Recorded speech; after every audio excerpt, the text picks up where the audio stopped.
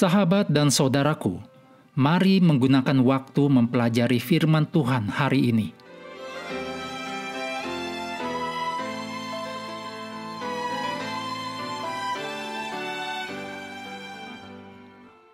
Hari Rabu, tanggal 1 Oktober, judulnya Jadilah Kuat.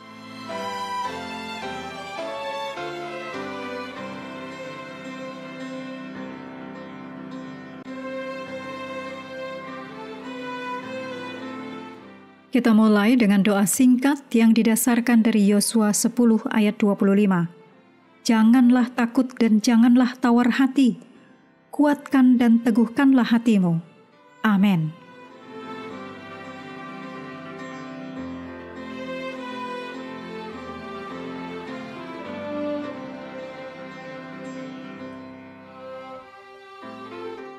Dalam Yosua 1 ayat 7-9, Tuhan menekankan 2 kali kepada Yosua bahwa ia harus kuat dan berani.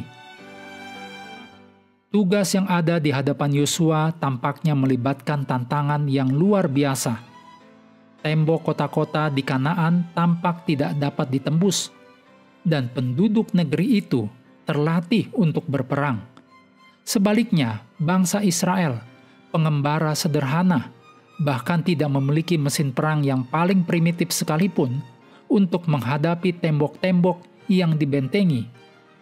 Sejarah mencatat bahwa bahkan Mesir, negara adidaya pada masa itu, tidak mampu berpijak dengan kokoh di tanah Kanaan.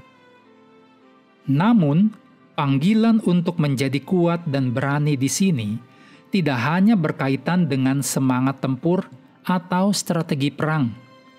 Keberanian dan kekuatan diperlukan untuk tetap setia kepada Taurat dan petunjuk khususnya yang mendasari perjanjian Israel dengan Yahweh. Dalam Efesus 6 ayat 10-18, meskipun saat ini kita tidak diharuskan untuk berperan dalam pertempuran militer, namun kita dapat menerapkan kata-kata penghiburan yang diberikan kepada Yosua dalam pergumulan rohani kita sehari-hari.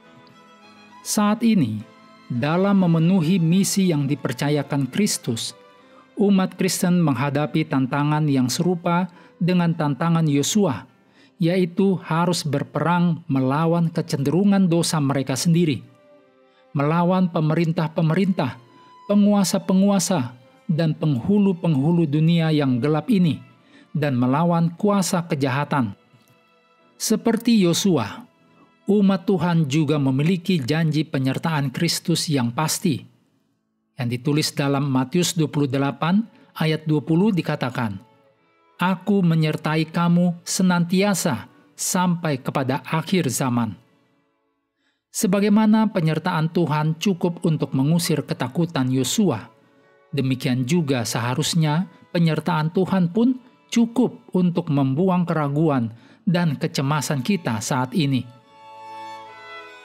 Tantangan bagi kita adalah agar mengenal Tuhan dengan baik sehingga kita dapat mempercayai Tuhan dan janji-janjinya kepada kita. Itulah sebabnya, lebih dari apapun, kita membutuhkan hubungan pribadi dengan Tuhan.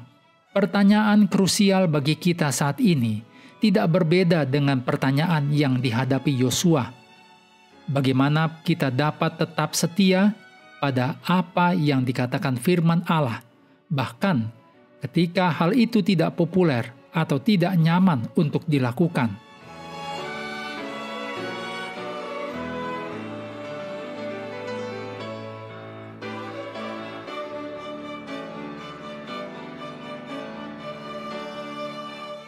Mengakhiri pelajaran hari ini, mari kembali ke ayat inti Yosua 1 ayat 7.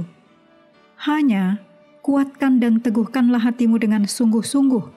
Bertindaklah hati-hati sesuai dengan seluruh hukum yang telah diperintahkan kepadamu oleh hambaku Musa. Janganlah menyimpang ke kanan atau ke kiri, supaya engkau beruntung kemanapun engkau pergi.